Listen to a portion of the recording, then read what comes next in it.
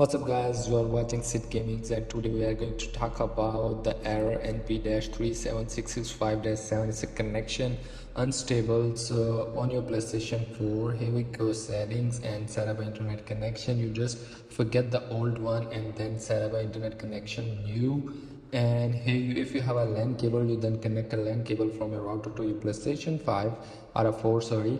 Then simply you just set up internet connection new, and if you want to use a Wi-Fi, then you forget the old Wi-Fi and then connect again, and after that you just test the internet connection and you just check the system status. Sometimes the server is down, that's why you get the error connection unstable or something like that. If you have a local problem, if you have a local problem with your internet connection, then you just fix this up. That's how you can fix this up. And here we go.